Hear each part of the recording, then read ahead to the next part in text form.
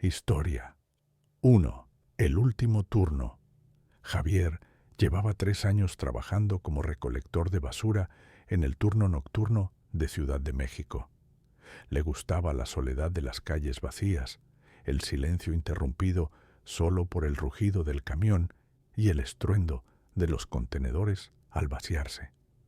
Pero esa noche todo iba a cambiar. Era pasada la medianoche cuando encontró la primera bolsa.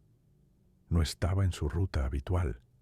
Simplemente apareció en la esquina de la avenida Insurgentes. Una bolsa negra grande que no recordaba haber visto en su primer recorrido. Alguien la dejó tarde, pensó, y la arrojó al camión sin darle importancia. La noche siguiente, allí estaba otra vez. Misma esquina, misma bolsa negra. Esta vez era más pesada. Javier tuvo que hacer un esfuerzo para levantarla, y cuando la movió, escuchó un sonido extraño en su interior, como algo húmedo deslizándose. Un escalofrío recorrió su espalda, pero se obligó a reír. Son solo nervios, se dijo.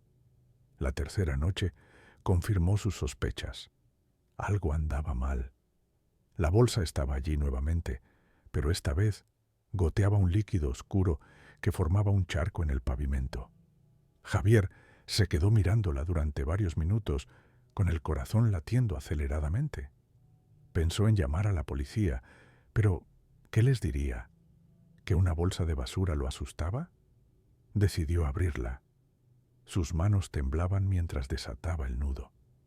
El olor que emanó fue nauseabundo, una mezcla de carne podrida y algo químico que no podía identificar. Con cuidado, separó los bordes de plástico y miró dentro. Lo que vio lo hizo retroceder, tropezando con sus propios pies. Cayó al suelo, jadeando, incapaz de procesar lo que acababa de ver. Dentro de la bolsa había partes de un cuerpo humano, pero lo peor no era eso. Lo peor era que reconoció el rostro. Era Miguel, su compañero de trabajo que había renunciado hacía 2 meses. O al menos eso le habían dicho. Consiguió un trabajo mejor, había explicado el supervisor. Pero ahí estaba, o lo que quedaba de él, envuelto en plástico negro. Javier corrió hacia su camión, sacó su teléfono con manos temblorosas y marcó el número de emergencias. Mientras esperaba que contestaran, su mente trabajaba frenéticamente. Miguel había trabajado exactamente en esta misma ruta antes que él. Y antes de Miguel había estado Carlos, quien también había renunciado de repente. La llamada nunca se conectó. La línea simplemente murió. Javier miró su teléfono confundido. Tenía señal completa, pero algo impedía que la llamada saliera. Intentó nuevamente. Nada. Fue entonces cuando escuchó el sonido. Pasos, lentos y deliberados, acercándose desde la oscuridad de un callejón cercano. «¿Quién está ahí?», gritó Javier, su voz quebrándose. «Sal de donde estés». Una figura emergió de las sombras. Era alta, imposiblemente alta, vestida con un uniforme de recolector de basura como el suyo, pero viejo y manchado. Su rostro estaba cubierto por una máscara hecha de bolsas de plástico negro fundidas, con agujeros irregulares donde deberían estar los ojos. «Bienvenido al último turno», dijo la figura con una voz que sonaba como el crujir del plástico. «Todos llegan aquí eventualmente. Es parte del trabajo». Javier corrió. Corrió más rápido de lo que había corrido en su vida, dejando atrás el camión, la bolsa, todo. Sus pulmones ardían, sus piernas apenas respondían, pero no se detuvo.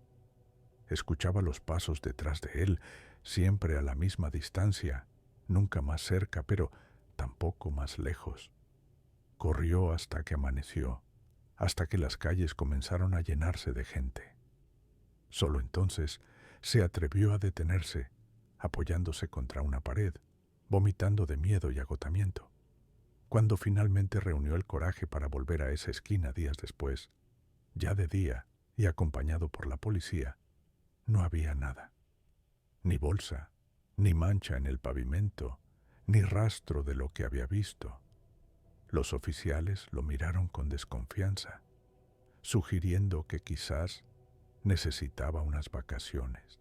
Javier renunció esa misma tarde, pero las pesadillas no se detuvieron. Cada noche soñaba con esa esquina, con la bolsa que reaparecía, con la figura de plástico negro acercándose. Y cada mañana, cuando despertaba, encontraba algo extraño, pequeños trozos de bolsa de plástico negro en su habitación, como si alguien o algo hubiera estado allí mientras dormía. 3 meses después, el nuevo recolector de basura en esa ruta, un joven llamado Roberto, comenzó a hacer preguntas sobre el compañero anterior. ¿Qué pasó con Javier?, preguntó al supervisor. Simplemente no volvió un día. El supervisor se encogió de hombros. Consiguió un trabajo mejor, dijo, como todos los demás. Pero esa noche, mientras Roberto hacía su primer recorrido nocturno por la avenida Insurgentes, encontró algo esperándolo en una esquina. Una bolsa negra grande que no estaba en ningún mapa de ruta. Una bolsa que parecía estar esperándolo específicamente a él, y cuando se acercó, escuchó algo moverse dentro. Historia 2. La basura. Nunca duerme. Miguel había trabajado en el servicio de recolección de basura de Medellín durante 10 años. Conocía cada calle, cada contenedor, cada rincón de su zona, pero nunca había visto nada como lo que estaba ocurriendo en las últimas semanas. Todo comenzó con las quejas. Primero fueron 1 o 2 llamadas de vecinos reportando un olor terrible cerca del vertedero municipal. Luego fueron docenas. El hedor era tan fuerte que la gente, a kilómetros de distancia, no podía abrir sus ventanas. Era un olor a putrefacción, pero con algo más, algo que hacía que la gente se sintiera mareada y desorientada. El supervisor envió a Miguel y su equipo a investigar. 5 hombres en total. Miguel, su amigo de toda la vida, Pedro, y 3 compañeros más jóvenes, Andrés, Carlos y Felipe. Llegaron al vertedero al amanecer, cuando la luz comenzaba a iluminar las montañas de basura que se extendían por hectáreas. «Dios mío», murmuró Pedro, cubriéndose la nariz con su camisa. «Esto es peor de lo que pensaba». El olor era insoportable, sí, pero había algo más que inquietaba a Miguel. El vertedero parecía diferente. La basura estaba amontonada de manera extraña, formando patrones que no tenían sentido. Y había algo en el centro, una pila enorme que parecía moverse ligeramente, como si respirara. «Probablemente son gases acumulándose», dijo Andrés, tratando de sonar racional. «Pasa cuando la basura se descompone». Pero Miguel no estaba tan seguro. Había visto cómo se acumulaban los gases metano en vertederos durante años, y esto era diferente. Esto parecía intencional. Se acercaron con precaución, equipados con máscaras de gas y herramientas para excavar. A medida que se aproximaban a la montaña central de basura, el movimiento se hizo más evidente. No era el viento ni los gases. Algo dentro de esa masa de desechos se movía con propósito. Felipe fue el primero en gritar. Una bolsa de basura cerca de sus pies explotó y algo salió disparado hacia él. Era un tentáculo hecho de bolsas de plástico retorcidas, cables y basura fundida, moviéndose con una velocidad antinatural. Lo agarró por el tobillo y comenzó a arrastrarlo hacia la montaña. Los demás reaccionaron instintivamente, agarrando a Felipe por los brazos y tirando de él. El tentáculo era sorprendentemente fuerte, pero después de una lucha que pareció durar horas, pero fueron solo segundos, se soltó con un sonido de succión húmedo. «¡Corran!», gritó Miguel, pero era demasiado tarde. La montaña de basura estalló, no con el sonido de una explosión, sino con un rugido orgánico, como el grito de un animal prehistórico. Y de su interior emergió algo que ninguno de ellos podría haber imaginado en sus peores pesadillas. Era una criatura masiva, tal vez de 10 metros de altura, formada completamente por basura. Botellas de plástico formaban su piel, bolsas negras eran sus músculos, cables eléctricos servían como venas. Tenía múltiples brazos hechos de tubos de metal oxidado y lo que parecía ser una cabeza, aunque sin rostro reconocible, solo una masa pulsante de desechos orgánicos. La criatura se movió sorprendentemente rápido para su tamaño. Uno de sus brazos barrió el área, golpeando a Carlos y enviándolo volando. El joven cayó contra un contenedor de metal con un sonido horrible y no se movió más. «¡Al camión!», gritó Pedro. Corrieron, pero la criatura los persiguió. Su movimiento era errático, pero efectivo, como si estuviera aprendiendo a usar su cuerpo improvisado con cada segundo que pasaba. Agarró a Andrés con 2 de sus brazos, levantándolo en el aire. El joven gritó mientras era arrastrado hacia la masa central de la criatura, desapareciendo en su interior con un sonido de succión. Miguel, Pedro y Felipe llegaron al camión. Miguel subió al asiento del conductor y giró la llave, pero el motor solo tosió y murió. Lo intentó nuevamente. Nada. «Está bloqueando el camino», gritó Felipe desde atrás.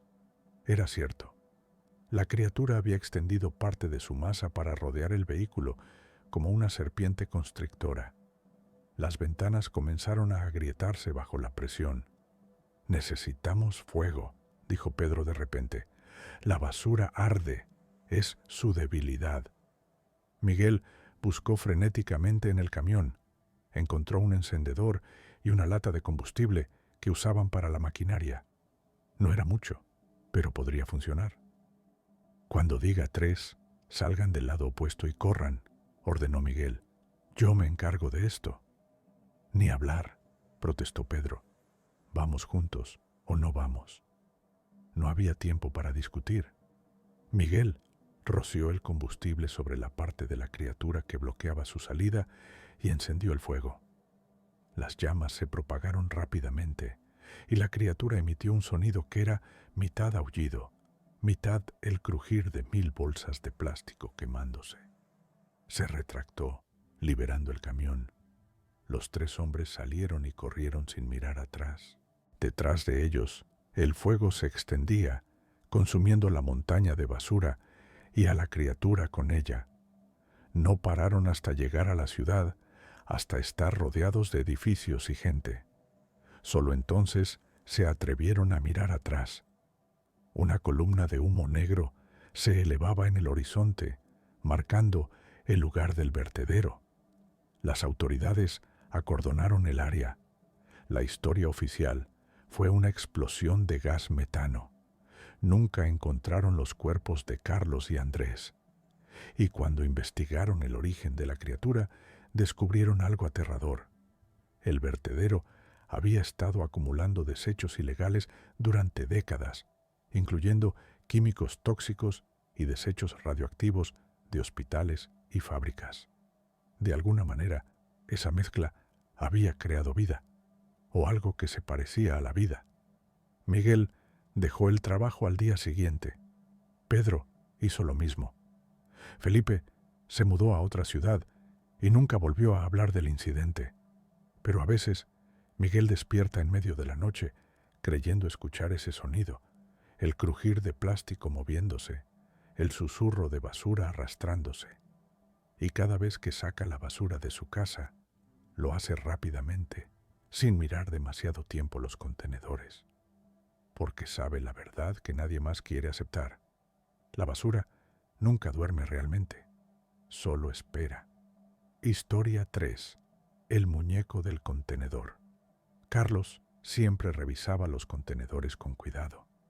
Durante sus 5 años como recolector de basura en Buenos Aires, había encontrado cosas increíbles que la gente tiraba. Joyas antiguas, libros valiosos incluso dinero en efectivo.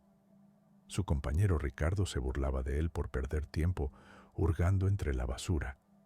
Pero Carlos tenía buen ojo para las oportunidades. Esa mañana de martes encontró algo que captó su atención inmediatamente. En un contenedor del barrio de San Telmo, medio enterrado entre bolsas de basura, había una muñeca de porcelana. Era hermosa, con un vestido victoriano elaborado, cabello rubio rizado y ojos azules de cristal que parecían seguirte a donde fueras. «Mira esto», le dijo Carlos a Ricardo levantando la muñeca. «Está en perfecto estado. Mi hija Sofía va a amarla». Ricardo frunció el ceño. «¿No te parece raro? Nadie tira algo así sin razón. Debe estar maldita o algo». Carlos se rió. «No seas supersticioso, viejo. Es solo una muñeca cara que alguien quiso tirar». Esa noche llevó la muñeca a casa. Su hija Sofía, de 7 años, quedó encantada. La abrazó inmediatamente y le puso el nombre de Victoria. Su esposa Marta, sin embargo, no parecía tan entusiasmada. «¿La encontraste en la basura?», preguntó, examinando la muñeca con desconfianza. «Carlos, no sabemos de dónde viene. Podría estar sucia, tener gérmenes». «La limpié», aseguró Carlos. «Está perfecta. Solo mírala». Esa primera noche fue tranquila. Sofía durmió con Victoria en su habitación, colocada cuidadosamente en una silla junto a su cama.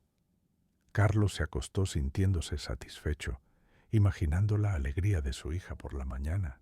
Pero a las 3 a.m. Sofía gritó.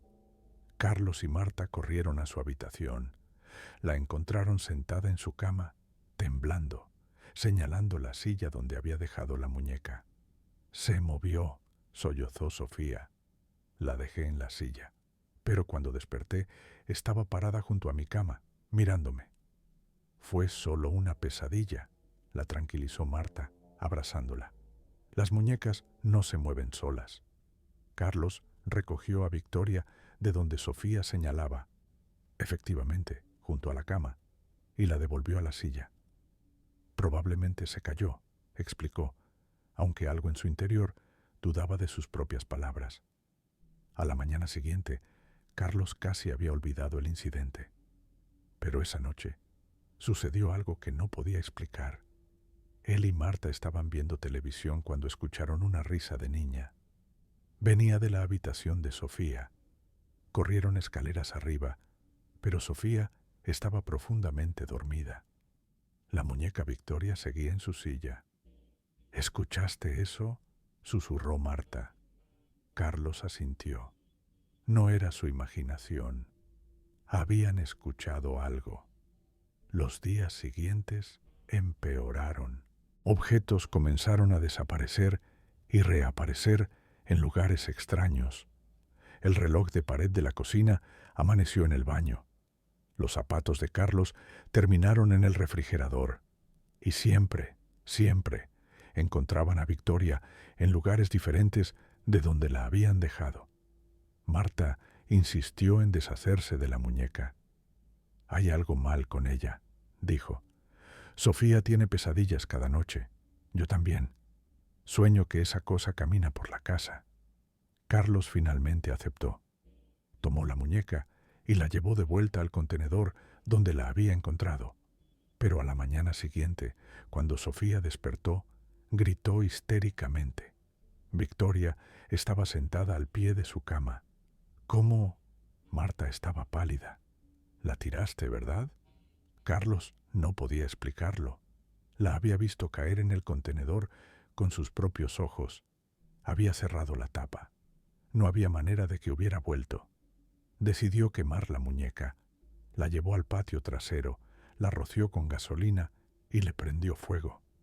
Victoria ardió, su cara de porcelana agrietándose por el calor, su vestido convirtiéndose en cenizas. Carlos se quedó mirando hasta que no quedó nada más que restos carbonizados. Esa noche durmieron mejor que en días, sin pesadillas, sin sonidos extraños, sin muñeca moviéndose por la casa. Pero a la mañana siguiente, cuando Carlos fue a preparar café, casi deja caer la taza.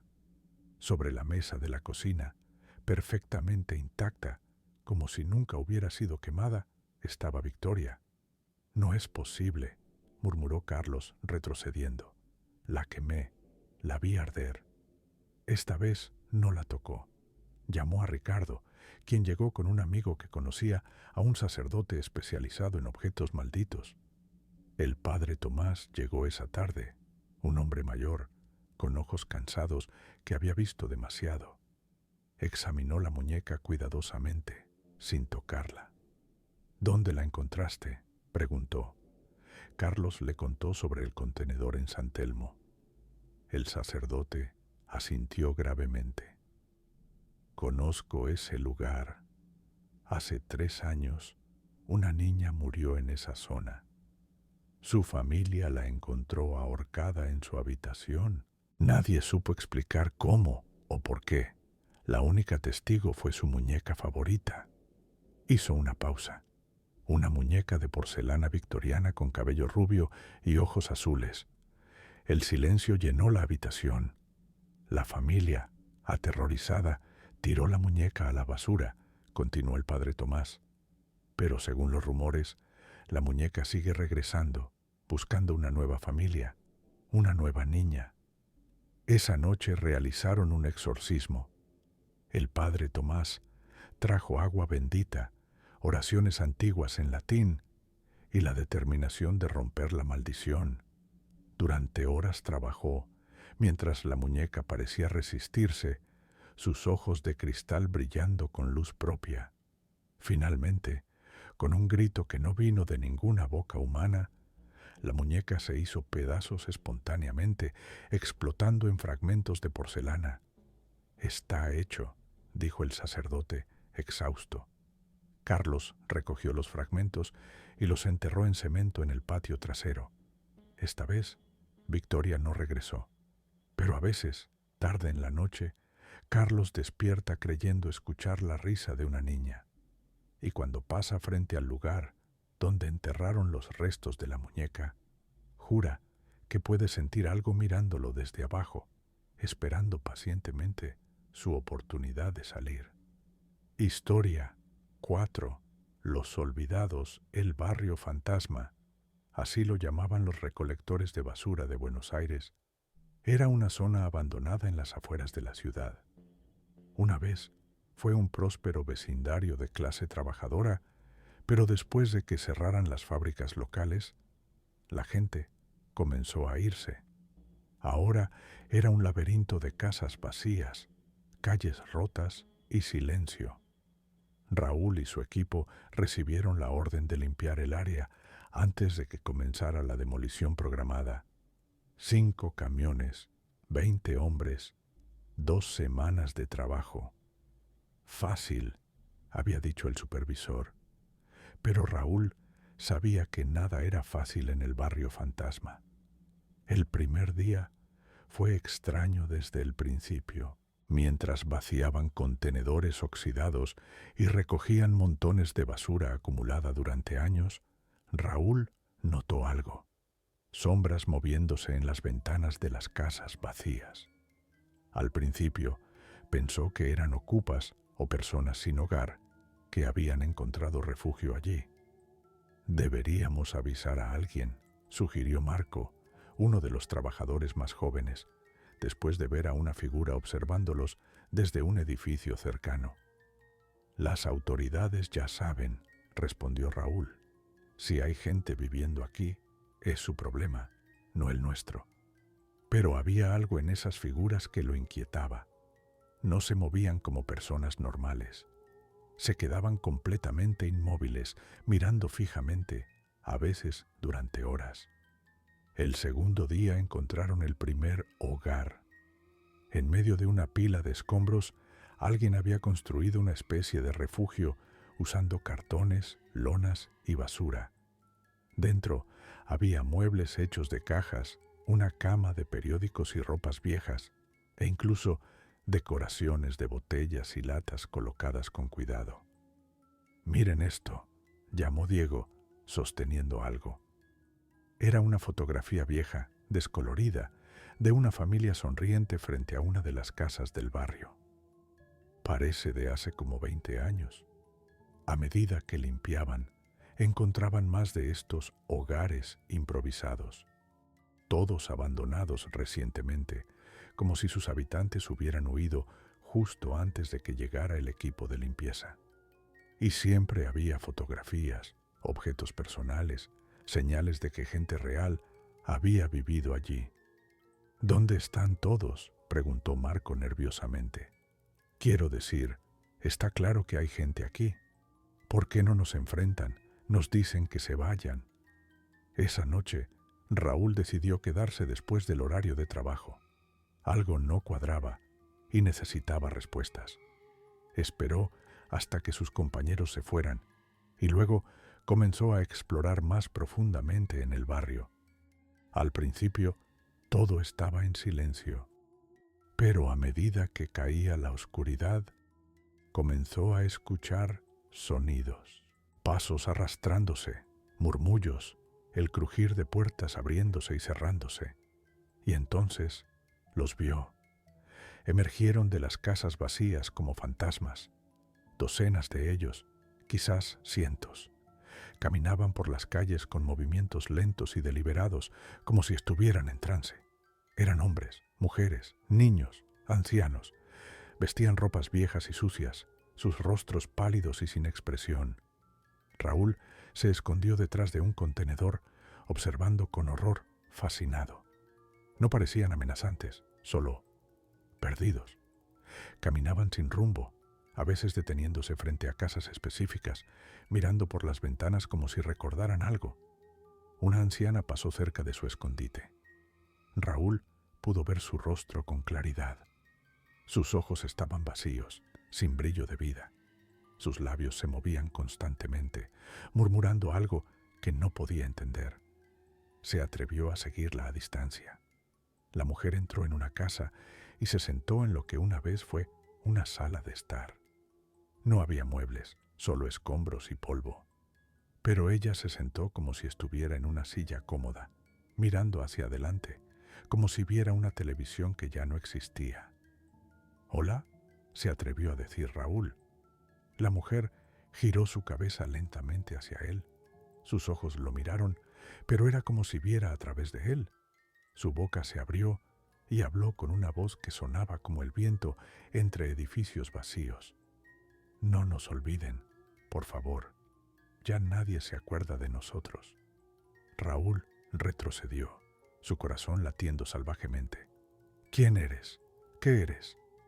Más figuras comenzaron a aparecer, llenando la habitación. Todas lo miraban con esos ojos vacíos, todas murmurando las mismas palabras. «No nos olviden». «Todos vivíamos aquí», dijo un hombre con un traje desgarrado. «Trabajábamos en las fábricas, teníamos familias, pero cuando todo cerró, nos dejaron atrás. Algunos se fueron», añadió una mujer con un vestido de flores. «Pero nosotros no pudimos, no teníamos dinero, no teníamos a dónde ir. Nos quedamos hasta el final, hasta que nos olvidaron por completo», terminó un niño pequeño. «Y cuando eres completamente olvidado, cuando nadie en el mundo se acuerda de ti, dejas de existir realmente». «Están muertos», susurró Raúl, comprendiendo finalmente. «Estamos olvidados», corrigió la anciana. «Es peor. Los muertos son recordados, llorados, visitados. Nosotros solo desaparecimos. Nadie vino a buscarnos. Nadie preguntó qué nos pasó». Las figuras comenzaron a acercarse, no amenazantes, sino suplicantes. «Quédate con nosotros», rogaron. «Sé parte de los olvidados. Aquí todos somos familia». Raúl corrió con toda su fuerza, saliendo de la casa, de la calle, del barrio. Detrás de él podía escuchar sus voces llamándolo, suplicándole que regresara. No paró hasta llegar a su camión y condujo sin mirar atrás hasta que las luces de la ciudad lo rodearon. Al día siguiente, renunció. No explicó por qué. Simplemente dijo que no podía volver al barrio fantasma. Su supervisor estaba furioso, pero Raúl no cedió. La demolición del barrio se retrasó. Varios trabajadores reportaron experiencias similares. Figuras en las ventanas, voces suplicantes, la sensación de ser observados. Eventualmente, ningún equipo quiso trabajar allí. El barrio fantasma permanece en pie hasta el día de hoy.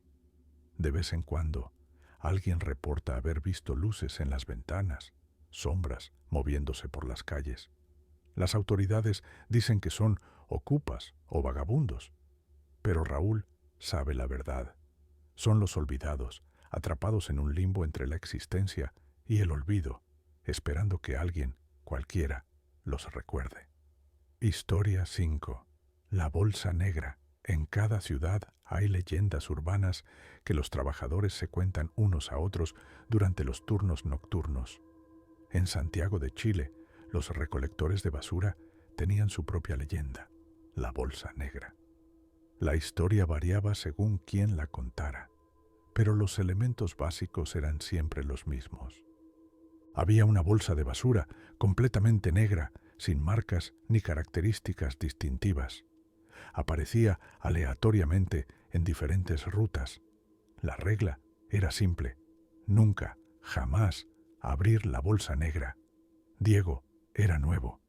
Solo llevaba 2 semanas en el trabajo cuando su compañero veterano, Sebastián, le contó la leyenda mientras tomaban café durante su descanso. «Es una estupidez», se burló Diego. «¿Una bolsa maldita?» «Vamos, Sebastián, ¿en serio crees eso?» Sebastián no sonrió. «He trabajado aquí 15 años. He visto a 3 tipos abrir esa bolsa. Ninguno duró más de 1 semana después de eso». «¿Qué les pasó?» «Nadie lo sabe. Simplemente desaparecieron». Diego desestimó la historia como superstición de trabajadores aburridos. Pero 2 noches después, la encontró. Estaba haciendo su ruta habitual en el barrio de Providencia cuando vio una bolsa de basura en medio de la calle. Era completamente negra, atada en la parte superior con un nudo simple. No era inusual, excepto por un detalle. Estaba perfectamente colocada en el centro de la calle, como si alguien la hubiera puesto allí deliberadamente. «Solo es una bolsa», se dijo Diego, pero su corazón latía más rápido de lo normal. La recogió. Era sorprendentemente ligera, casi vacía. La sacudió ligeramente, pero no sintió ni escuchó nada dentro. La curiosidad lo estaba matando. «Solo miro rápido», murmuró, empezando a desatar el nudo. «No lo hagas», gritó una voz. Diego se giró para ver a Sebastián corriendo hacia él. ¿Qué parte de nunca abrir la bolsa negra no entendiste? «Relájate, solo quería ver qué hay dentro». «Justamente eso es lo que no debes hacer». Sebastián le quitó la bolsa de las manos y la arrojó al camión sin abrirla. «Prométeme que nunca vas a abrir una de esas». Diego prometió, pero no sinceramente. La curiosidad seguía royéndolo. ¿Qué podía haber dentro de una simple bolsa de basura que fuera tan terrible? 3 noches después, encontró otra. Esta vez estaba solo, terminando su turno. La bolsa estaba esperándolo en el último contenedor de su ruta, perfectamente colocada encima como una invitación. Diego miró alrededor. No había nadie. Sebastián no estaba ahí para detenerlo. Esta era su oportunidad de resolver el misterio de una vez por todas. Tomó la bolsa y desató el nudo con manos temblorosas. El plástico se abrió fácilmente. Diego miró dentro. Vacía, completamente, absolutamente vacía. ¿Todo esto por nada? Se rió, aliviado. Es solo una bolsa vacía. Tanto drama por... Algo cambió. El aire a su alrededor se enfrió repentinamente. Las luces de la calle comenzaron a parpadear. Y Diego sintió algo que nunca había sentido antes, como si algo lo estuviera observando desde un lugar muy, muy lejano. Dejó caer la bolsa y retrocedió. Pero el daño estaba hecho. Lo supo en ese instante. Algo había visto la bolsa abrirse, y ahora sabía que él existía.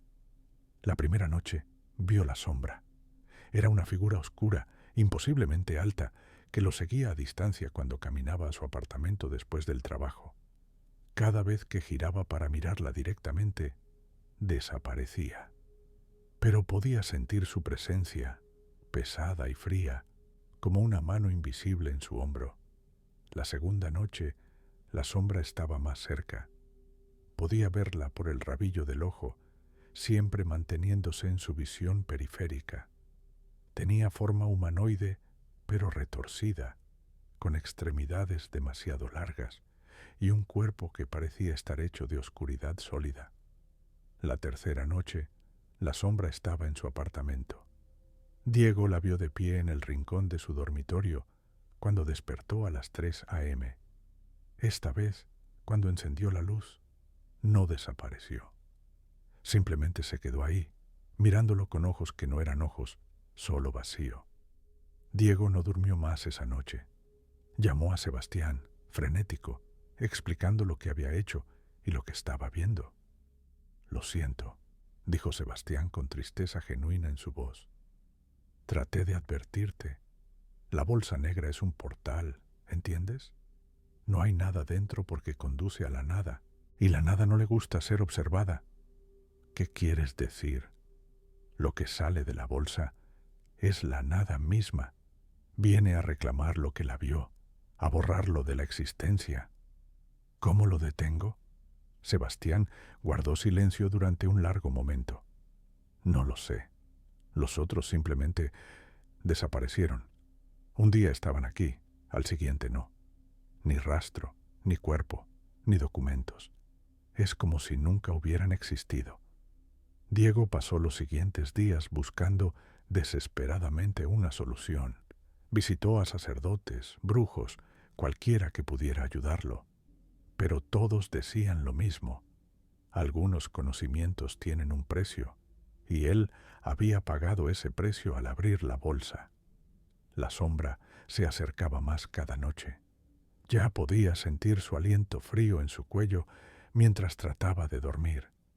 Podía escuchar su susurro en sus oídos, palabras en un idioma que no era idioma, sonidos que no deberían existir. Una semana después de abrir la bolsa, Diego no se presentó al trabajo. Sebastián fue a su apartamento y lo encontró vacío. No había ropa, no había muebles, nada. Era como si nadie hubiera vivido allí nunca. Llamó al propietario, quien no tenía registro de ningún inquilino llamado Diego. Llamó a recursos humanos de la compañía, quienes no tenían archivo de ningún empleado con ese nombre. Revisó su teléfono para encontrar el número de Diego, pero no había ningún contacto, ningún mensaje, ninguna evidencia de que alguna vez se hubieran conocido, excepto por un recuerdo, cada vez más difuso, de advertirle a alguien sobre una bolsa negra, y en un callejón de Santiago, en medio de la noche, apareció una bolsa de basura nueva, completamente negra, sin marcas ni características distintivas, perfectamente colocada en el centro de la calle, esperando al próximo curioso que no pudiera resistir la tentación de mirar dentro.